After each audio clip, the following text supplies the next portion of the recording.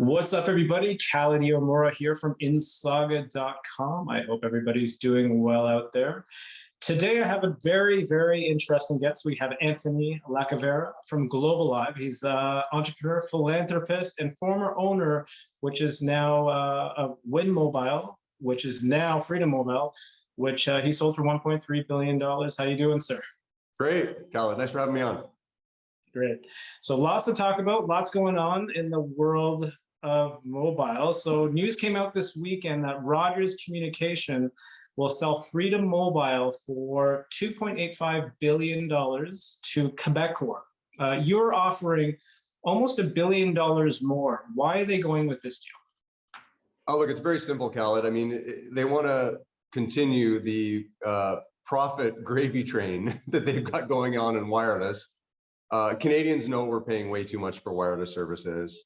And this is a way for Rogers to continue the oligopoly that is the reason we're paying so much more in wireless services than other countries. And so I think that this is why $1 billion is really not a lot to give up when you think about the long-term additional profits they're going to make by ensuring they can keep prices high, right? And so I think that the problem with accepting our proposal is, of course, that we have a history of bringing prices down. When we were operating Win Mobile, prices were down 20%, and you know that took. And you got the savings whether you're a Win Mobile customer or not. And so what that really meant was $400 a year of savings for Canadian households per household, whether you're a Win Mobile customer or not. And of course, that $400 was coming right out of the bottom line of Bell, Telus, and Rogers. So they absolutely do not want to see Globalive back in the Canadian market, but Canadians should want us back, that's for sure. Now we're talking here, it's not a done deal then? Absolutely not. So where we are now is, of course, Rogers would always prefer a fake competitor to allow prices to stay high for their own benefit. So I don't think anyone at all should be surprised at all at Rogers' choice here. Frankly, they're making the right business choice for themselves. It just is bad for Canadians. And so this is where the Canadian government has to enter. And fortunately for Canadians, the current Minister of Industry, Minister Champagne, has been very vocal about the need to ensure we have a competitive wireless market. Of course, again, we as Canadians all know we're paying too much for wireless, and we all have friends or family or relatives, whatever, in the US where people are paying 30, 40, 50% less. We all know about that.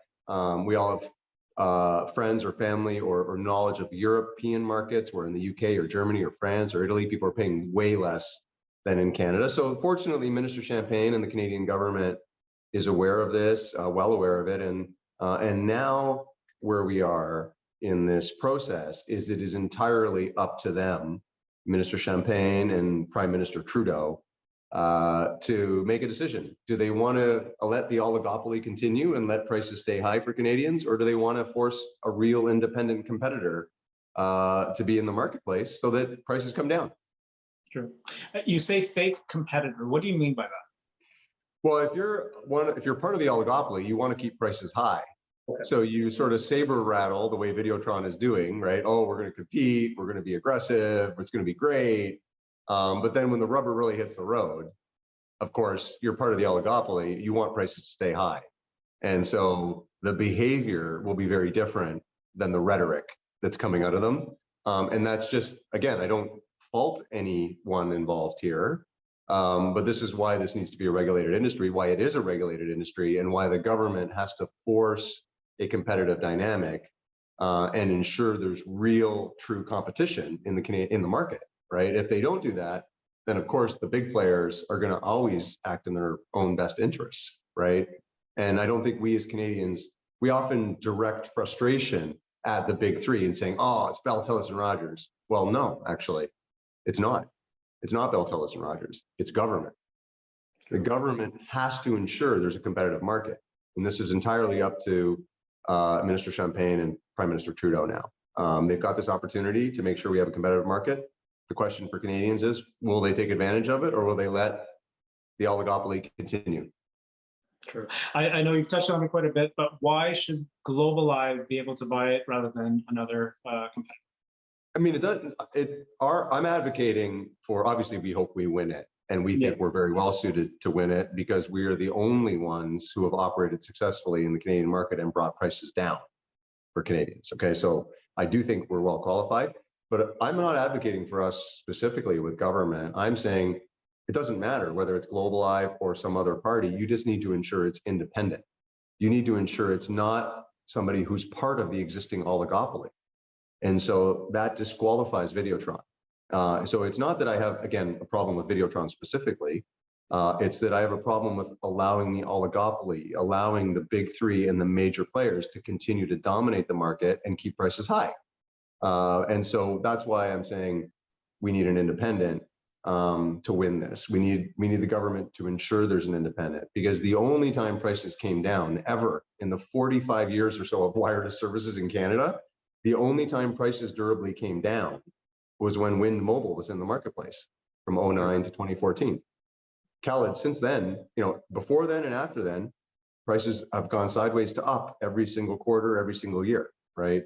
And so the behavior of those big players, including Bell, TELUS, and Rogers, Videotron, Shaw, all the members of the oligopoly, the behavior of them over 45 years is very clear. And so I don't think anyone should be surprised if the government approves this proposed transaction, that of course their behavior is going to continue to be the way it's always been. Of course, they're going to maximize profits. I mean, they're big corporations. What do we expect them to do? True. So let's talk about the Canadian wireless market. What needs to happen for it to become competitive within the next 5, 10, 20 generational years? Yeah, I mean, that's a great question. So to make sure we have permanent competition, we need to ensure we have an independent fourth carrier. And what this means is we need a carrier that's independent of the big companies, independent of Bell, TELUS, and Rogers, independent of Shaw, Videotron, independent of these big cable companies and legacy telecom companies. And that way we'll ensure we have a competitive market. So whoever is the buyer of freedom needs to be totally independent of any of the existing oligopoly, the big players in Canada. Okay. And like, do you see it like over 10, 15 years, should there be like 5, 10 competitors? No, I think that 4 or potentially 5, but if you look at other markets around the world that are far more competitive than Canada, then I think you see that 4 or 5 carriers is really the maximum. We have a lot of brands in Canada, so not to confuse the issue, but we have brands like Koodo and Fido and Chatter, all these brands that Canadians see, those are all owned by Bell, TELUS, or Rogers, right? Everyone needs to be clear about that. Even Virgin Mobile, right? Even Virgin Mobile, which people think is, Richard Branson, and it's not. It's owned 100% by Bell Canada. So yeah, exactly, right? It's very confusing for Canadians. So there is no real competitors, and we need to ensure there is a true independent competitor that's not affiliated with the big three in any way. Okay, awesome. So $3.75 billion is your bid to buy back Freedom Mobile. Why is this important to you, and where is it at? Look, I've been an entrepreneur my whole career in the Canadian telecom industry from the early days of the deregulation in the late 90s. I was selling competitive long distance. If you remember way back in the day, you needed to pay 20, 30, 40 cents a minute to call across the country or whatever. So I was competing early in long distance, and then Globalive, we expanded into a whole bunch of different telecom services. So we were in discounting long distance, we were discounting home phone service, we were offering discounted home internet service, and so and discount business services for small business. So we've had a long history of bringing prices down for about 10 years before we started Wind. And then when we founded Wind, of course, we brought prices down in wireless, and we introduced innovations. Like we were the first to introduce unlimited data. We were the first to introduce unlimited talk and text. We were the first to introduce unlimited US roaming. And so we've always innovated in the Canadian market. It's always been kind of a passion of mine. I think that when I sort of put my Canada and Canadian hat on, I think that it's so important for our country to have a competitive telecom industry, because it's, as you know, like just thinking about your own like your own personal use, right? Like your telecommunications devices are like how you run your business, how you interact with your friends, your family, like it's everything, right? And so it needs to be cost effective for everyone. It needs to be accessible for everyone. In order to achieve that, we really must ensure we have a competitive market. And so I'm doing it because it's a personal passion of mine. And people always ask me, like, what are you most proud of with Wind Mobile, what you achieved? And I always answer that I'm most proud with Wind that we lowered prices 20%. Whether you were a Wind Mobile customer or not, you were saving almost $400 per year. I'm really proud of that. And I want to do that again for Canadians. And it's not me just talking, I did it before. We will do it again. So let's talk about Globalive, your company now. So tell us about that. Tell us about the history of that. Yeah. Well, I think like Globalive has been around since 1997. And we've competed for the long term in all kinds of different telecom services. We competed in long distance, we competed in home internet and offered discounted services in home internet and home phone. We obviously competed with Wind Mobile in wireless services and brought prices down in wireless. So for about 20 years, from 97 to 2016, we were consistently bringing prices down in the Canadian telecom industry. And we have a long operating history in the Canadian telecom market. From 2016 to today, Globalive has been focused on venture investing. And so we've invested in over 100 early stage technology companies. More than half of them are Canadian startup technology companies.